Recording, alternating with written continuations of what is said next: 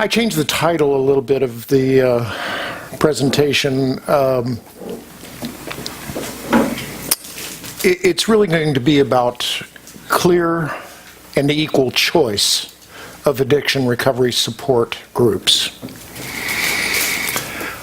Almost 3 years ago, I spoke here about LifeRing secular recovery and the need for a secular support option for people struggling with substance use disorder or addiction or alcoholism. Secular addiction recovery support is still not recognized by the legal community or the treatment world on a clear or equal basis with inherently religious support, such as Alcoholics Anonymous or Narcotics Anonymous, or any of the 12-step groups. LifeRing's mission is to provide peer-to-peer support for those seeking to get and remain completely clean and sober from non-medically indicated drugs, including alcohol. We do so with our fundamental philosophies of sober, secular, and self-empowered.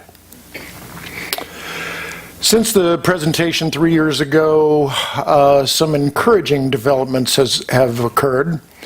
Most recently, a new comparative longitudinal study was released by the Alcohol Research Group comparing 3 secular alternatives to 12-step support. LifeRing, Smart Recovery, and Women for Sobriety, or WFS, were compared to AA. The study included over 1,000 participants, or around 300 participants from each of the 4 groups that were compared. New study was conducted by Dr. Sarah Zemore of the Alcohol Research Group out of Emeryville, California, part of the Public Health Institute. To me, the most significant result of this study is the summation by Dr. Zemore that our findings showed that participants in 3 major secular alternatives to 12-step groups yielded the same benefits for recovery from alcohol use disorder as did participation in 12-step groups, even though the philosophies of these alternatives are very different from AA's philosophy. This is exciting news because it suggests that there are several good choices for individuals seeking a recovery support group. These results are not surprising because support groups are not a solution or a cure by themselves. Recovery from substance use disorder is largely reliant on the efforts of the individual with help from medical treatment and support resources. Another encouraging bit of news is that after 5 years of outreach here in Santa Clara County, a judge from the Superior Court of California for Santa Clara County, Judge Maureen Fullen, recently contacted LifeRing and asked if LifeRing could verify support meeting attendance to the court. We replied that each meeting convener is allowed to sign off on court-mandated attendance verification. I also offered to meet with the judge's staff to provide information about LifeRing. Since this correspondence, however, there's been no contact with the court and not a single referral from the court. Court staff appears to continue to refer court clients to 12-step support exclusively, possibly without the knowledge of the judge. About 4 years ago, I began reaching out to the Santa Clara County Sheriff's Department of Corrections, or the county prison system. I made contact with the programs director at the Elmwood facility, Neelam Wadwani, in Milpitas, and I began a process to get LifeRing approved for the incarcerated population at the county prisons.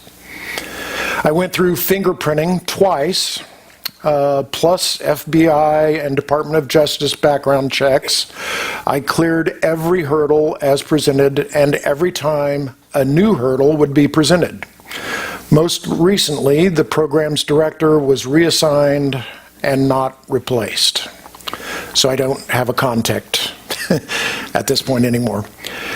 Coincidentally, to my attempts to get LifeRing established at Elmwood, an inmate within Elmwood contacted LifeRing, asking for help to establish LifeRing there. Mykel Hall contacted LifeRing, and we sent him a LifeRing kit of 3 of our books, plus a number of our brochures. I achieved a temporary security clearance after writing my county supervisor and visited Mykel at Elmwood. Mykel started holding a weekly LifeRing meeting in Elmwood, but within a few weeks of beginning the LifeRing meetings, Mykel was transferred to San Quentin. At San Quentin, he was there only for evaluation to determine where he would be housed for the duration of his term. Mykel asked permission to start LifeRing at San Quentin and was denied. Mykel was then transferred to the California Department of Correction and Rehabilitation's High Desert, or Susanville, facility. Immediately upon arriving, he requested that he be allowed to start LifeRing meetings, and I offered to travel to Susanville to help. Again, he was denied. Mykel was then transferred to the Delta Conservation Camp, which is near Suisun City, still under the CDCR, and immediately requested to start LifeRing at the camp. Again, denied. While at the conservation camp, he was shipped to the Santa Barbara wildfires, the Thomas Fire, and spent about 6 weeks fighting fires for us. In each prison that Mykel was housed at both the state and county levels, he was granted early release credit for participating in Alcoholics Anonymous or Narcotics Anonymous support. He was not allowed to start LifeRing or to receive the same early release credit for LifeRing participation. He's filed formal complaints with the CDCR and compiled an impressive paper trail documenting the entire story. About 2 months ago, I arranged for Mykel to be interviewed by David Niose of the Apignani Humanist Legal Center. David is the director. For those of you that aren't familiar, the Apignani Humanist Legal Center is the legal arm of the American Humanist Association. Mr. Niose appears to feel that Mykel Hall has a very strong case regarding violations of his First Amendment rights. Mykel is due to be released on parole late this month, about 3 weeks out at this point, and I'm very excited for him. Mykel has served many times more time for a non-violent offense than Brock Turner served for a horrible sex crime. By the way, he was sentenced by the same judge as the Brock Turner case, Aaron Persky. Mykel is a man of color.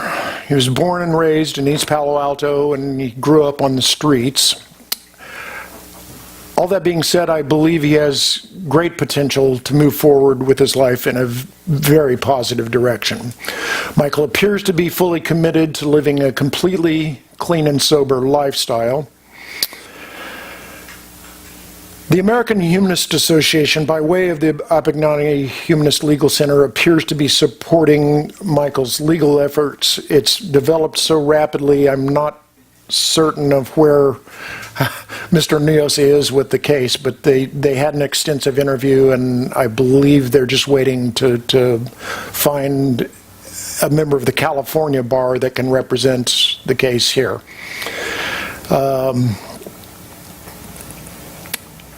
Some of you may also be familiar with Monica Miller of the Apignani Humanist Legal Center. Recently, like 2 weeks ago, won a case in North Carolina regarding an inmate who was wishing to conduct humanist meetings inside the prison and was denied. Ms. Miller said of this ruling, North Carolina's unequal treatment of humanist inmates violated decades of clearly established legal precedent.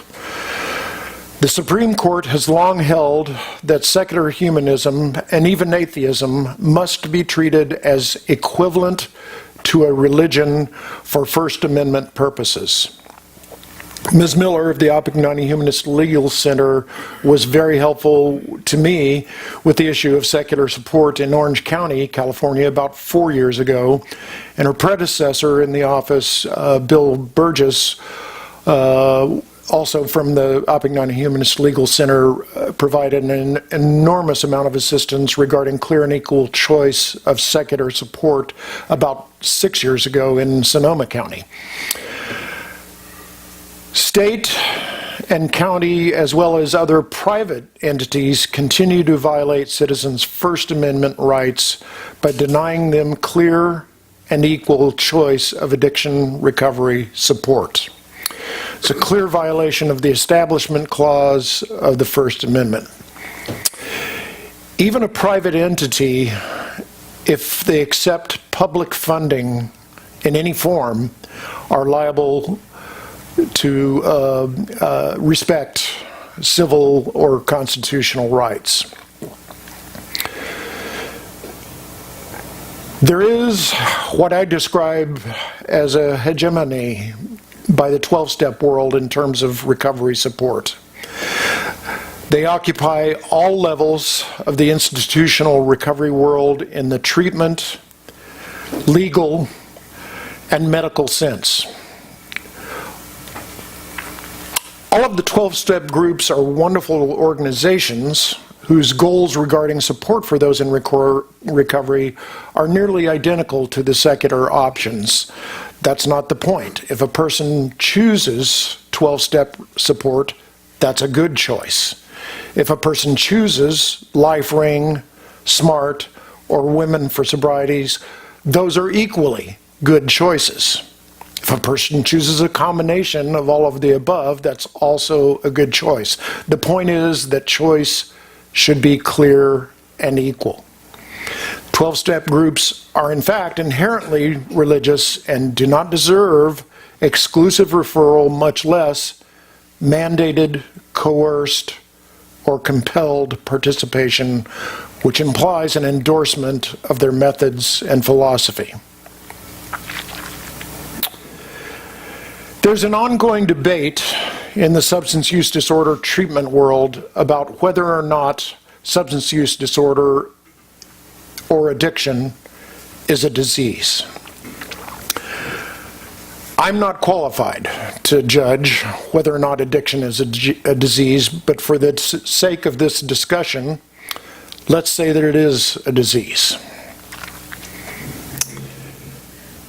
Is there any other disease in this country where the government bureaucracy that oversees the issue declares one of the accepted best practices for treating this disease is essentially faith healing? With the current opioid crisis in America, I believe all options for recovery support should be presented to persons with substance use disorder on a clear and equal basis. More choice for recovery support might equal more recovery overall. Humanists have given substantial support to this cause with the resources from the Appignani Humanist Legal Center, and humanists should all be very proud. That's what I have. Thank you.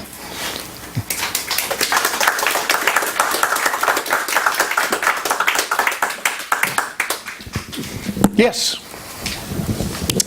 Hi. My name is Kakuli Banerjee. I work for the Santa Clara County Department of Substance Use Treatment Services, and I must say that I do disagree with some of the statements that you've made.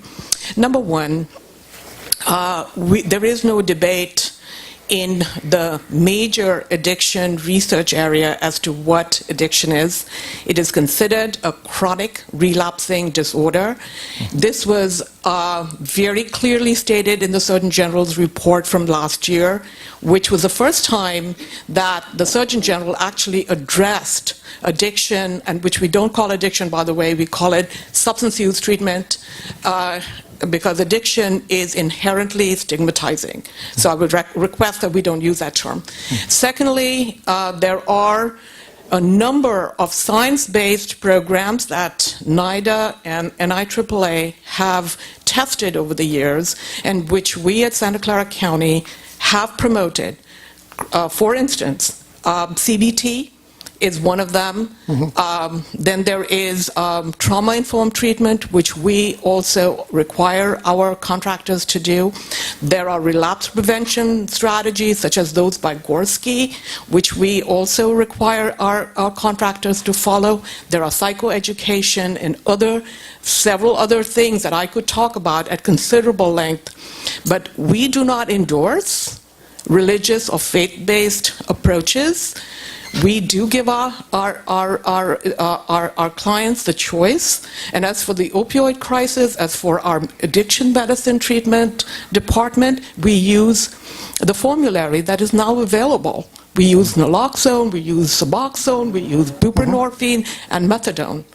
And there are physicians, addiction medicine physicians, who do systematic checkups of our clients. They do evaluations, and based on that, a course of treatment is offered.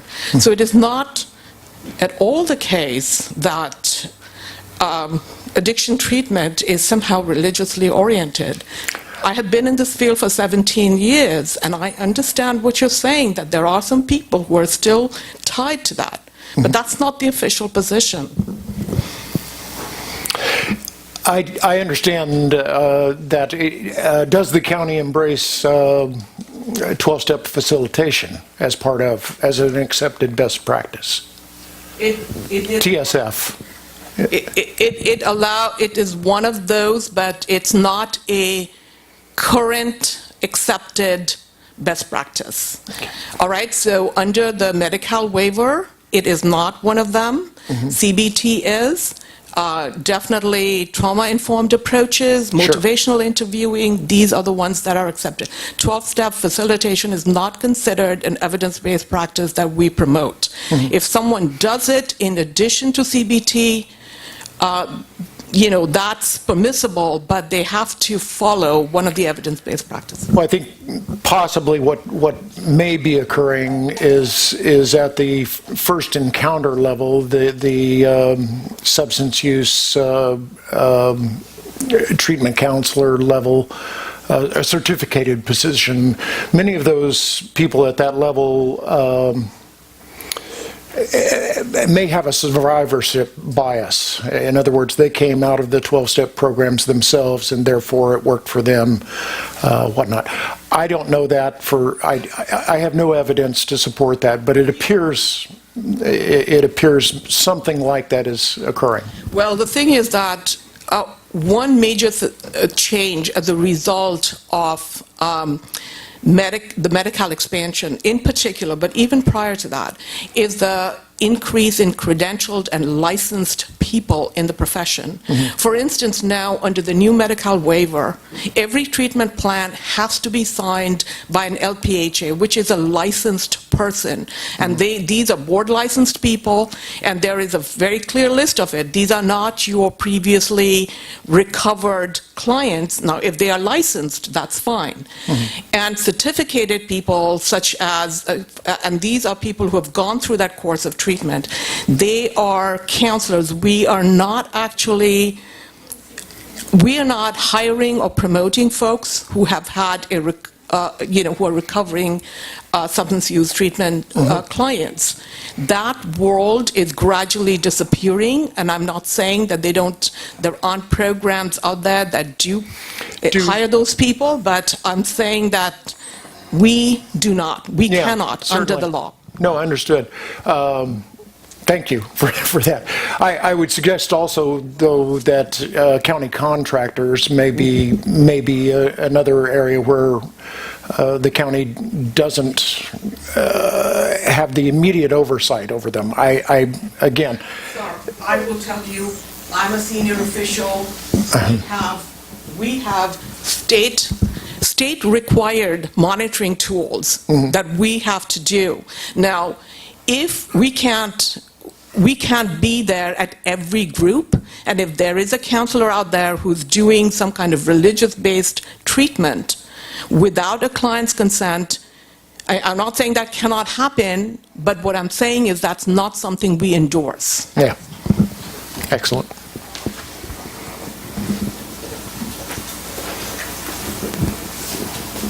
I have a question about contacting the people who make these decisions.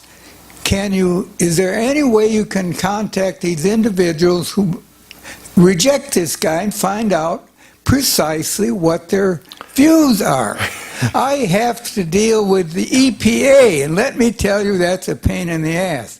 Now, if you could find out exactly what their philosophy is, this might help in pursuing these arguments. Sure. The last person I talked to within the California Department of Corrections and Rehabilitation was a person from the Susanville High Desert Prison.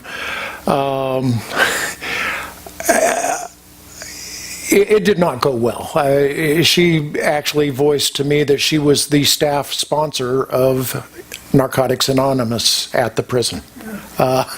So this is a state employee that is also the sponsor of the NA program on the site. So, hi, this is Art Jackson.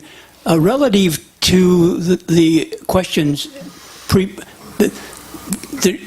information given by one of our members further back. Yeah. It seemed to me that this is an example of two ships passing in the night and not focusing on your issue. Your issue is this is going on within the prison system.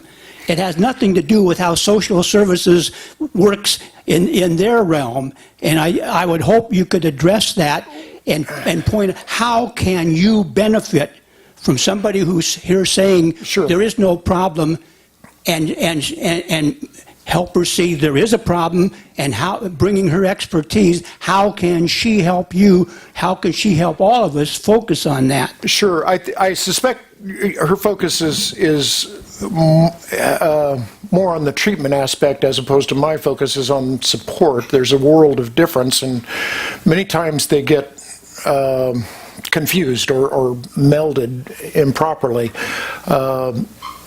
She mentioned the county authorizes CBT and which is cognitive behavioral therapy. The organization I'm with, LifeRing, is not a therapy-based organization, but it's very compatible with many of those therapies, CBT specifically, and mindfulness and many of the other more modern approaches. We are simply support, peer-to-peer support. We cheer each other on. We don't offer specific advice such as, gee, maybe cognitive behavioral therapy would work for you. We don't do that. All we are is simple peer-to-peer support. The problem may be in what I perceive resistance by, I'll leave the county out of it, but institutional resistance generally is that at the very lower levels, the levels where an individual in approaching recovery is going to make their first contact with a therapist or counselor, it appears that 12-step is the only thing recommended for peer support, or it's not equally recognized. Let me also say one thing to allay your anxiety, sir. And that is that now Medi-Cal allows us to get reimbursement for recovery services, which is post-discharge services, and those are Also, they have to be provided using evidence-based practices such as Gorski's relapse prevention, psychoeducation, motivational interviewing, and other indicated SAMHSA-approved, SAMHSA Substance Abuse Mental Health Services Administration, which is a leader in promoting evidence-based practices in this field.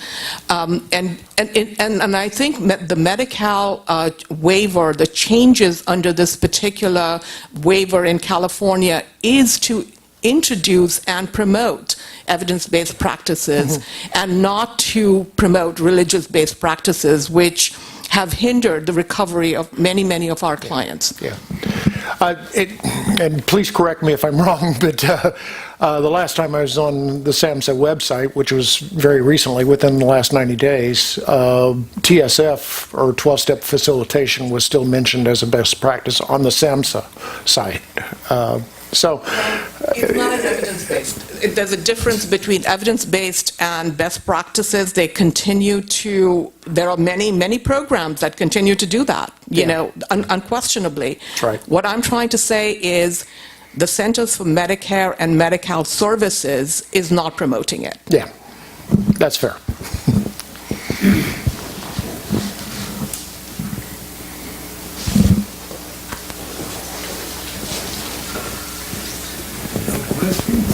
The 12-step has definite guidelines. I haven't heard of what your guidelines other than peer support are. They have to go through many things. It takes a long time for 12-step, which make a lot of sense. I haven't heard what your guidelines for the program are other than peer support. What does that actually mean?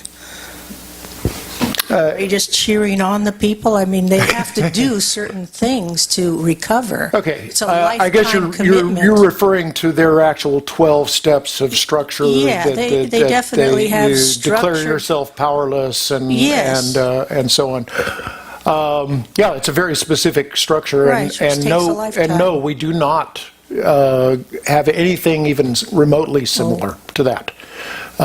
We very specifically say the individual must compose their own very specific recovery plan. We can give you ideas, but we're not going to give you structure. We believe it must be self-structured. So you're dealing with people that have boundaries that aren't really strong, and then not giving them much of a Yeah. structure that seems kind of flimsy. We do have a very extensive workbook that an individual can use to whatever extent they wish, that will provide some guidance, but it's mostly a fill in the blanks yourself. We ask the questions, but the person in recovery has to provide their own answers. Is that like Life Choices workbook? The title of it is Recovery by Choice, Okay. but it is published by Life Ring Press. Okay, thank you. So.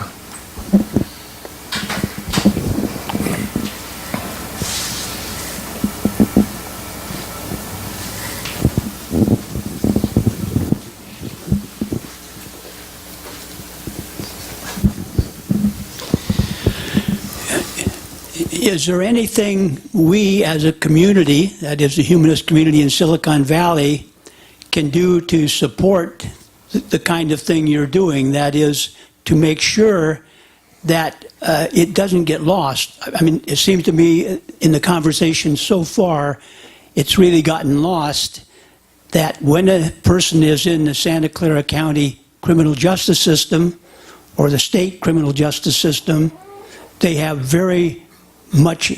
it's very difficult for them to break into a secular recovery program. And it seems to me that's the core of the thing, and I know the Appomattox Legal, Humanist Legal Center does work to open that up, but it does it like a legal suit. And we know you can have a legal suit up here, and you can have everybody down here doing exactly the same thing they were doing before the suit was won. Well, exactly. I don't know what the answer is. There, in fact, was a case here in California settled 3 years ago an inmate from the California prison system sued the state and the private contractor that was involved, was awarded a $2 million settlement, and it set in what I thought would be a noticeable precedent of a $2 million award, because and in that case what happened was the gentleman served his term and was released on parole, and a condition of his parole was that he was mandated into a 90-day drug treatment facility. He immediately said, I'm willing to go to treatment, but I want a secular approach. The state contractor that brokered the bed for him said, yeah, sure, whatever. Put him in a 90-day treatment facility that was all 12-step, all day, every day. He was expelled within the first week for being disruptive in a congenial way. I don't know what that means. But his parole officer arrested him immediately and sent him back to prison for 100 days. He sued in federal court. The defendants were the state of California, the Department of Corrections, and the private contractor. So again, that you would think a precedent like that, a $2 million judgment against the state and the private contractor, would send a message that this ordering or compelling or mandating 12-step without a clear and equal choice is illegal, but apparently not, because it does continue at many levels. So.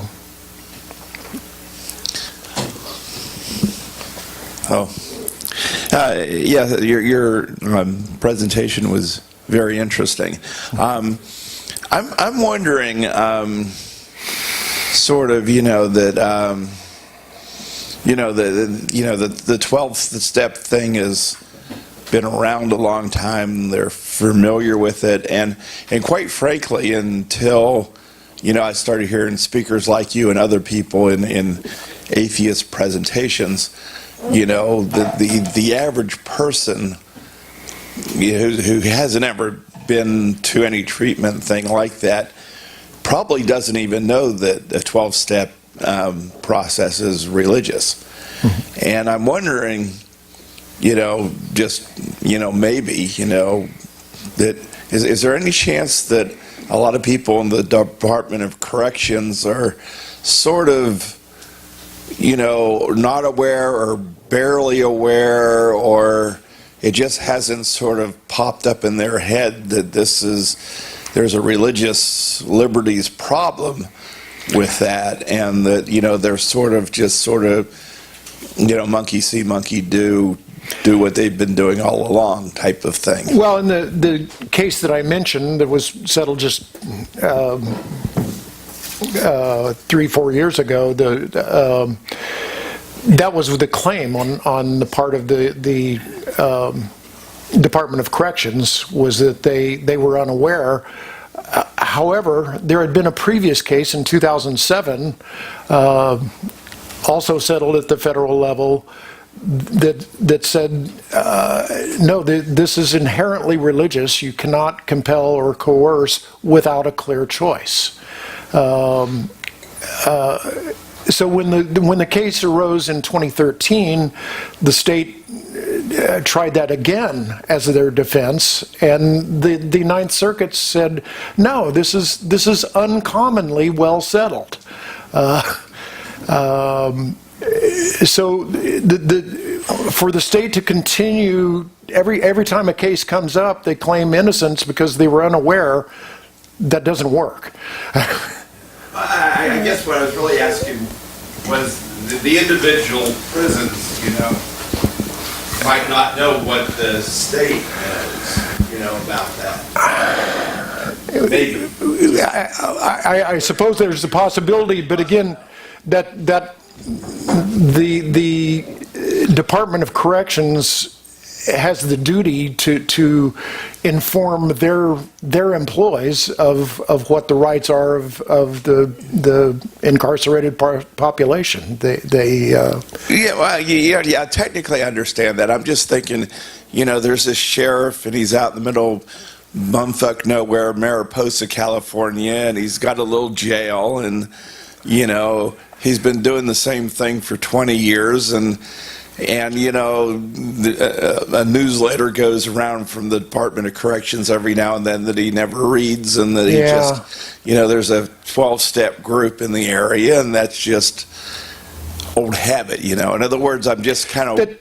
You see what I'm saying? That is a part of it. You say, they've been around for 80 years, and they were the only thing in town for just decades. kind of monkey see, But monkey do. that doesn't. It doesn't justify it. No. I'm just wondering if that may be part of what's happening. Is just sort of like, these people ought to know better, but they don't. Is there an element of that as opposed to deliberately steering them toward religious? Sure, that is definitely. And they might not even know that they're religious because the people, the Department of Corrections, have never actually been to a group themselves. It's like, oh, alcoholic, 12-step group. That's what we do. That's what we always did. Yeah, there's some.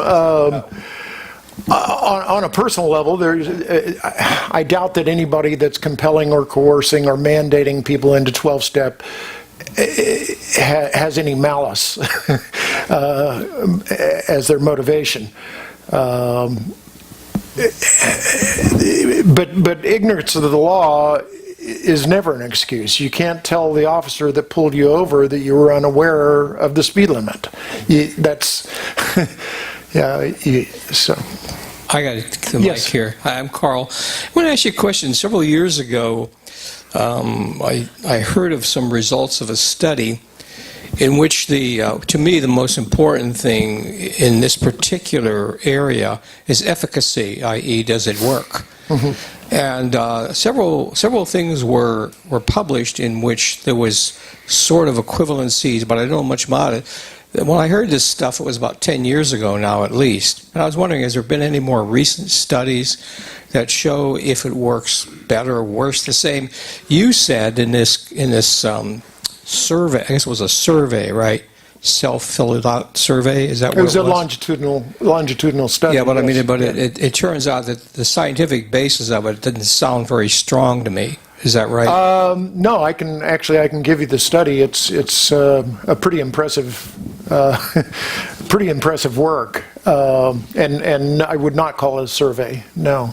Okay, so then what about efficacy? What about does it work kind of studies? Sure. That specific issue was not addressed in this study, but you're right. In terms of efficacy, support alone is not very effective at all. Apparently, and what few numbers are out there are not reliable numbers.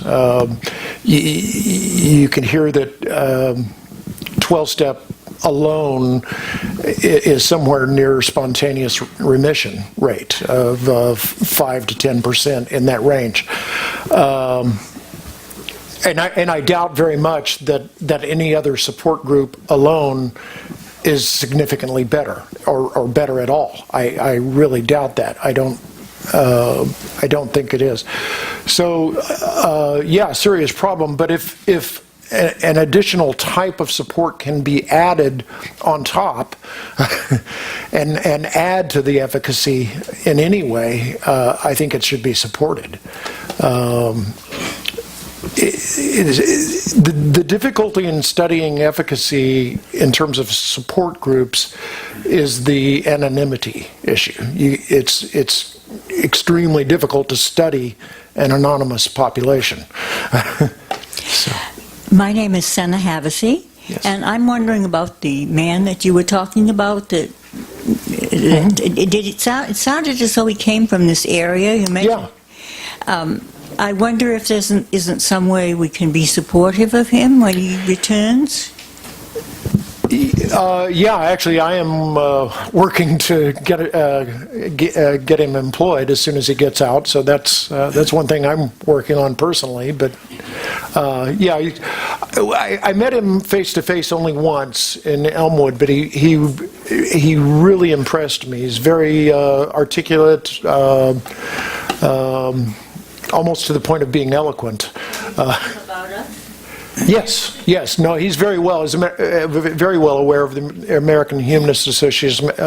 David Neose has interviewed him, and their plan, as I understand it, is to move forward with litigation as soon as he is released, only because it makes it much easier to work together. I don't know if you've ever tried to communicate with someone in the prison system. It's extremely challenging. So. Do you have any idea how many thousands of prisoners who would fall into these categories? Of what category? Well, like the guy you're talking about. You know, there must be many of them who have justified arguments to their cases, Yeah. these drug cases and so on. Yeah, There must be thousands of them. Yeah. How many thousand prisoners do we have in California? Well, and of those millions, most likely, We're talking about big numbers. what percentage of them are substance use related is enormous. You're talking about one or two cases. Right. Yes. Could you elaborate on just what benefits an inmate gets from completing, say, an approved 12-step program? Well, specifically, early release credit. They get time taken off their sentence. And in the case of Mykel Hall, he very specifically requested being able to start a secular program, specifically Life Ring, and was very specifically denied. Yeah. What reason was given? Was any In one case, this was the Susanville facility, they said they didn't have budget for it. And this is a volunteer program. The literature is free. The whatever support the inmate would need is free. There is no budget for it. So that was one of many. Yes. This is Arthur Jackson again. I'm concerned that one of our members who has experience in social services and is really committed, involved in the whole thing, and gave a very long discussion which sort of sounded to me like the goal was to negate that what you're saying has any relevance. And I'm just wondering if she would be willing to explain what does social services, if it has nothing to do with prison inmates at the state or local level, then it seems to me everything that was said is sort of irrelevant. But on the other hand, I'm open to trying to figure, because I want to see things move forward, not go around in circles as we've been doing here, to my mind. Part of the explanation, if I may, I'm sure you'll correct me, she works with the county behavioral health department, and they're not directly involved in the correction facility, is my understanding. Okay, most of what I'm referring to that occurred at Elmwood, at the county prison, is actually directed by the Milpitas School District. No, it's the adult education wing of the Milpitas School District, and I wish the behavioral health people were. So can I address that, please? Okay, so I'm sure you're aware that in this country there are statutory barriers to interagency collaboration. Yeah. In fact, if we get money, which we do, we get block grant dollars from the federal government, we are in fact not allowed to provide services in prisons. Yeah. And in any facility, in county jails and things of that nature. As long as someone is an inmate and they're under a completely different jurisdiction, Absolutely. federal, state, or local authorities, jail and prison authorities, we do not have standing there. The moment they're released, however, and a judge adjudicates that case, or it's adjudicated, we can then become involved. The other thing that's becoming and has been a chronic issue is judges mandating folks into treatment. Now, on the medical side, you cannot do that because you have to establish medical necessity for treatment. So if someone doesn't need treatment, you cannot just coerce them into going to a 90-day program. So I was very surprised to hear about that, because honestly, it would be malpractice for an agency to take a client without establishing medical necessity. You know, so it's not as if we are not aware of these problems, but we have no jurisdiction. Right. So we cannot force our way into facilities that are run by CDCR and teach them and tell them what to do. Nor does SAMHSA have the authority to go into any of these facilities and say, well, let's train your people in the latest evidence-based practices. To add to that, it is extremely difficult to tell a judge what they need to do. So, from many perspectives. Yeah,